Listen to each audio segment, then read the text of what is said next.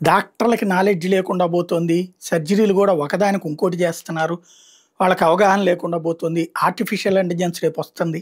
ఇదే మాట జగన్ అనుంటే, ఈ పాటికి తుక్కుగా కొట్టొదిలిపెట్టేవాళ్ళు వార్తలు, సోషల్ మీడియాలు, మీమ్సు అన్నీ. అదే సమయంలో ఇప్పుడు స్టీల్ ప్లాంటోళ్ళు, విశాఖ స్టీల్ ప్లాంట్ ఆ ఉద్యోగులు నేర్చుకోవాలా, అంతా వైట్ ఎలిఫెంట్ లాగా తయారు కాకూడదు, వాళ్ళు కష్టపడాలన్నటువంటిది. వాళ్ళు కష్టపడుతున్నాం మేము ఇదిగో ఇంతకు ముందు కంటే ప్రొడక్షన్ పెంచాం. సేల్స్ సగటు ప్రొడక్షన్ కంటే మా దగ్గర ఎక్కువ చేస్తున్నాం. గనులు ఇవ్వంది ప్రభుత్వం, నడిపించేది ప్రభుత్వ అధికారి, గనులు తీసుకురావాల్సింది ఆయన. లేదా 2 రాష్ట్రాలు, ఇక్కడ రాష్ట్రంలో కేంద్రంలో అధికారంలో 14, 19లో మీరే ఉన్నారు, ఇప్పుడు మీరే ఉన్నారు. దానికి ఒక గని కేటాయింపు చేయాల్సింది మీరు.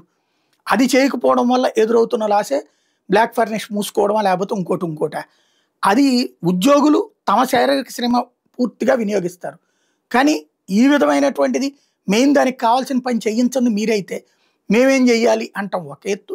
రెండవది ఏదైతే మీ ఉత్పత్తిని బట్టినే మీకు జీతాలు ఇస్తానన్నటువంటిది ఏంటన్నాడు. ఇదే జీవో కానీ, ఇదే మాటలు కానీ, చంద్రబాబు గారు అన్న మాటలు కానీ జగన్ అని ఉంటే ఈ పాటికి రచ్చ దశాబ్దాల పాటు రచ్చ నడుస్తుంది. అదే తేడా మనకి ఆంధ్రప్రదేశ్లో మీడియాకి.